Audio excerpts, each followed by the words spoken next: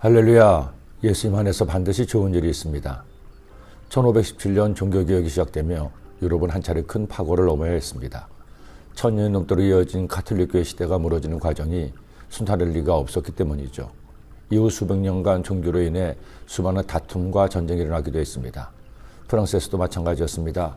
16세기 프랑스 왕 앙리 4세는 낭트 칙령을 통해 신교를 허용합니다. 그러나 이후 앙리 4세는 광신적인 가톨릭 교도에게 암살을 당하죠. 루이 14세 때에는 수십만의 신교도가 목숨을 잃기도 했습니다. 이런 구교와 신교 사이에 무자비한 사륙으로 대혼란이 일어났을 때 등장한 것이 바로 톨레랑스입니다. 이 프랑스어는 관용의 정신이란 뜻으로 나와 타인과의 다름을 인정하고 그 다름에 대해 너그러운 마음을 가지는 것을 말합니다. 이후 톨레랑스는 자기와 다른 신앙과 행동 방식을 가진 사람을 용인한다는 의미로 사용되었습니다. 즉 나의 생각과 신념이 중요한 만큼 타인의 것 역시 똑같이 소중함으로 그것을 존중하라는 것입니다. 이후 톨레랑스는 프랑스의 정신과 프랑스인의 태도를 대변하는 단어가 되기도 했습니다. 그런데 지금 우리 사회에 가장 필요한 정신 중 하나가 바로 이것이라는 생각을 하게 됩니다. 20대 대통령 선거로 국민들의 마음에 둘러찢겨져 있습니다. 보수의 입장에서는 진보는 나라를 망치는 집단으로, 진보 입장에서는 보수를 무식하고 역사를 후퇴시키는 집단으로 생각합니다. 물론 그렇게 편을 갈라서라도 표를 얻고자 했던 정치인들의 생각이 국민들도 이런 생각을 가지게 한 것이겠죠. 비단 보수와 진보만이 아닙니다. 나이에 따라 세대 간의 서로를 물고 뜯습니다. 심지어 이대남, 이대녀라고 해서 20대 남자와 20대 여자 사이마저 갈라놓는 이런 세태가 못내 아쉽습니다.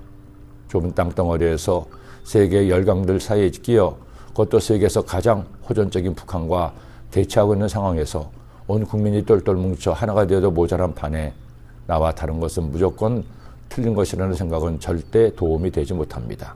그러니 지금 우리에게 꼭 필요한 정신이 톨레랑스가 아니겠습니까? 그런데 이 톨레랑스 역시 갑자기 하늘에서 뚝 떨어진 정신이 아닙니다. 성경은 이미 3400년 전에 톨레랑스, 관용의 정신을 가르치고 있습니다. 이스라엘 백성들은 두 번째로 그들에게 전하는 말씀인 신명기 말씀을 받은 후 요단을 건너 가나안에 들어가게 됩니다. 그리고 가나안 군대와 전쟁을 해야 합니다. 20세 이상의 전쟁에 나갈 만한 남자는 의무적으로 군인이 되어야 했습니다. 20세 이상의 전쟁에 나갈 만한 남자는 의무적으로 군인이 되어야 했습니다. 심지어 이미 요단 동편 땅을 얻은 르우벤과 가츠파들도 예외는 아니었죠.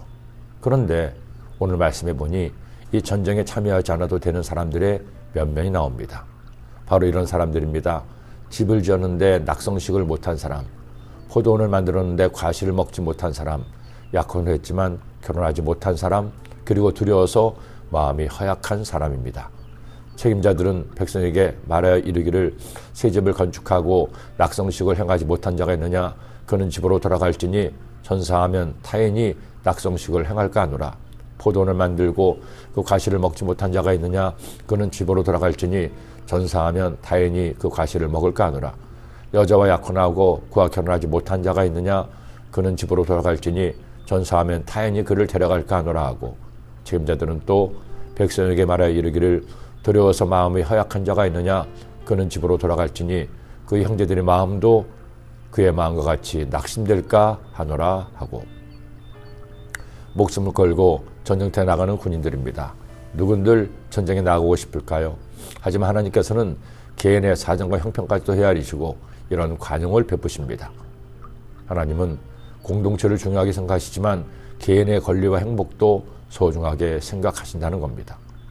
오늘 말씀을 곰곰이 묵상해 보니 오늘날보다 율법이 더 톨레랑스를 가지고 있다는 생각이 듭니다. 약혼한 사람이라고 군대를 면제받지 않지요. 두렵다고 군대를 면제받는다면 군대 갈 사람 별로 많지 않을 겁니다. 그럼에도 하나님께서는 이런 관용과 너그러움으로 이스라엘 백성들을 품어주신 겁니다. 우리 하나님의 너그러움을 본받읍시다. 나와 다른 것이지 틀린 것이 아님을 기억합시다. 그래서 그럴 수가 있나가 아니라 그리스도 있지로 생각을 바꾸시다. 그때 하나님이 당신 때문에 기뻐하실 겁니다. 기도드립니다. 사랑의 주님, 우리가 남을 대함에 있어 너그러움과 관용의 정신으로 주님을 닮아가게 하여 주옵소서.